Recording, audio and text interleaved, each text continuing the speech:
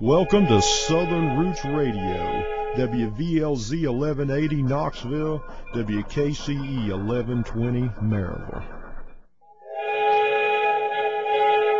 You're southbound on Southern Roots Radio. Let's go to Denny. Denny, good morning. Good morning. How are you? Pretty fair. Okay. I had some issues with Miss Pettigrew and how she's operating her campaign, and I was hoping she could address them for me on the air. Maybe speak with Campfiled now that she's in a room with him. My wife and I live in the Cedar Bluff area, and we've received countless phone calls describing Mr. Campfiled as a harborer of child molesters, and I've seen television ads depicting him being arrested. And to the best of our knowledge, none of that is really the case, or at least has been misrepresented. And I'd like to hear Ms. Pettigrew's response to why, when she's out in public shaking hands, it's all positive, but we've got this disgusting, embarrassing display when we pick up our phone at night and having dinner with our children, or turn on the television to watch the evening news. Well, let me ask you about those phone calls. Are those paid for by your campaign, or is that an independent expenditure? I'm not sure which phone calls that you're referring to. We have sent out a round of phone calls. Countless, I don't think would be an accurate characterization of it. But Mr. Denny, I appreciate you taking the opportunity to call in and ask this. Mr. Campfiled has been spreading lies about me, and people who are associated with him have told various things that are untrue about me. And if he's going to do that and engage in that kind of behavior, then I'm going to tell the ugly truth about him. And I would say that your question would be better directed to him. Ask him if he's harbored a sex offender. Ask him if he denies that. Ask him about those things, because I made a pledge at the beginning of this campaign, and I've held true to it, that I'm not going to say anything in this campaign that's not true. Whoa. Well, let me ask you, explain. Now, there was an issue, Stacy, you have to help my memory. Was it 2 years ago about the person living in one of your homes? Yeah, I rent property. That's what I do. And it's true, there was someone who was there. I kicked him out. I had absolutely nothing to do with this crime. He did it beforehand. He had a false address put down on the registry. I mean, her ads even say that. I had absolutely nothing to do with it whatsoever, and I've kicked him out. One thing I'd like to talk about on our commercials, it says I have an arrest record. I will give you $1,000 right now if you can produce an arrest report.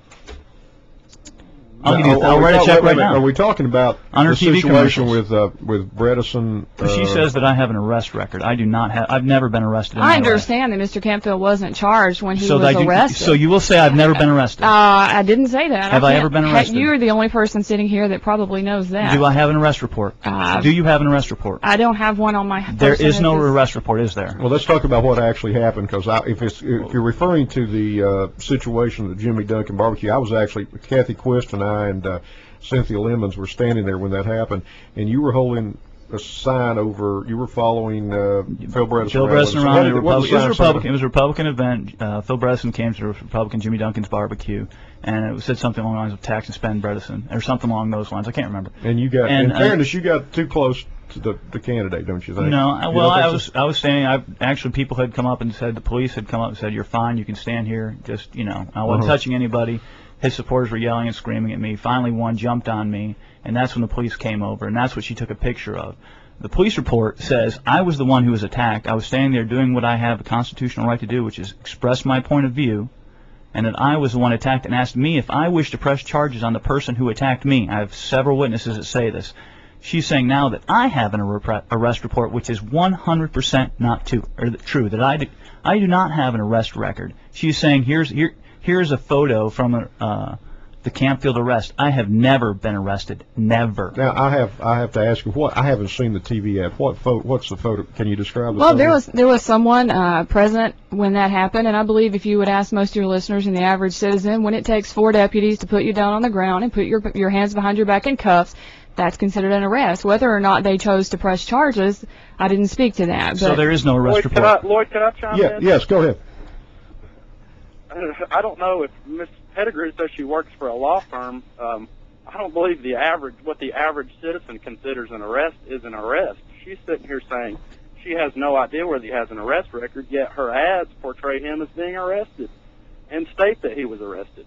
Now, as a legal aide or whatever she is, a little secretary over there, I don't understand why she can't find the difference between being arrested and not being arrested. There's a difference between being restrained or detained and being arrested.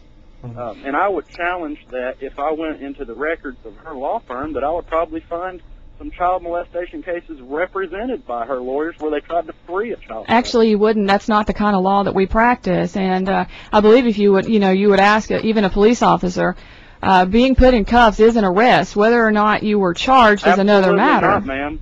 Being put in cuffs is not. Absolutely not. I can't believe you work for a law firm and can sit on the airways and say that's an arrest. You know that not to be the fact.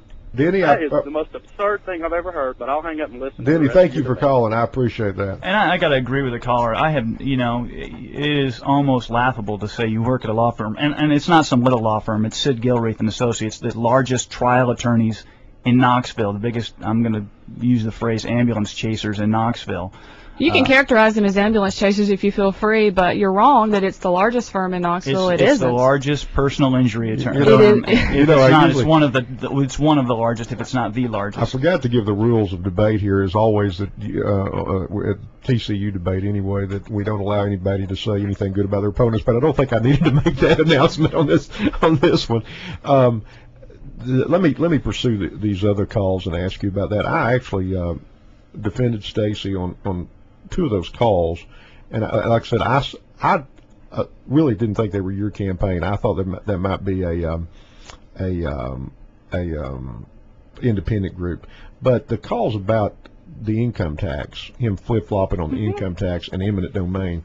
The other thing, I mean, regardless of whether it's misleading, if Stacy says it's misleading, it's true. You did have a sex offender living in one of your houses. Yes, I don't deny that. I don't deny that. And I have kicked him out. Right. And I am the sponsor of Jessica's Law, the law that cracks down, and several others. I sponsor several other legislation on crack down child predators. And that's another thing, to say that, I haven't, it's one thing, you're making the assumption that somehow, or you're saying that somehow I have been soft on the issue of child predators. I have not. If you could say one issue or one way that I have been soft on child predators, then you might have something, but I don't think you do. But what I was going to ask you, is your campaign the one that's accusing him of flip-flopping on the income tax, and what's the evidence? I think that I didn't hear the phone call. No, I did hear the phone call. One of our members called and played it for me, and it said that he was accepting donations from a pro-income tax group or person or something. I'm actually glad you brought that up, because on the radio a couple weeks ago on a different station, Mr. Campfield actually said, and I'm paraphrasing, but I think I've got the quote pretty close, "I've never accepted contributions from anyone related to the Sundquist administration." Is that accurate? No, what I said is I have never knowingly accepted anyone that has ties to the income tax that I know of.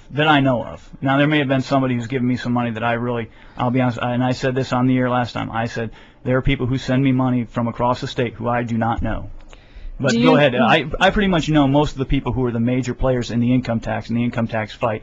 And as far as I know, I haven't accepted money from anybody who has been one of the major players in the income tax fight. Are you familiar with a gentleman named Justin Wilson, former deputy governor to Don Sundquist?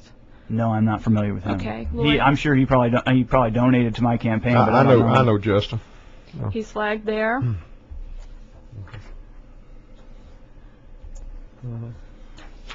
As far as him being one of the leaders for the income tax fight, like I said, I don't know him as one of the leaders for the income tax fight. And like I said, I received funds from across the state. He was Don Sundquist's right-hand man and his deputy governor. And I believe, actually, as recently as last month, you accepted another $1,000 from him. That's possibly true. Like I said, I've received funds from people from across the state. But to say that someone like Jimmy Nafee is against the income tax, and he is the House sponsor, and he came down here to fight for you, and to say that I somehow, way, shape, or form ever supported an income tax, everybody who knows me knows how anti-income tax, and I challenge you. The auto dollar was from your campaign? We have done some auto dollars, we have, and callers seem to be talking about multiple ones, and we haven't done multiple calls. You're saying you didn't do the one on the income tax, and you didn't do the one on the child predators, or you did? We did a call regarding the income tax, and we had a call about your roommate, but I'm Okay, not so sure. those are the two that most people are complaining about. And also, there's no name on those. Anything you ever see from me is going to say my name on it and saying this is paid for by Stacy Campfiled. I use my telephone number if people have comments on it. So when the caller ID shows my ID also. Thank you both for being here. It's refreshing that the candidates would be willing to come in this type of form and just let it all go. And appreciate all the callers today. Welcome to Southern Roots Radio. WVLZ 1180 Knoxville, WKCE 1120 Maryville. You're southbound on Southern Roots Radio.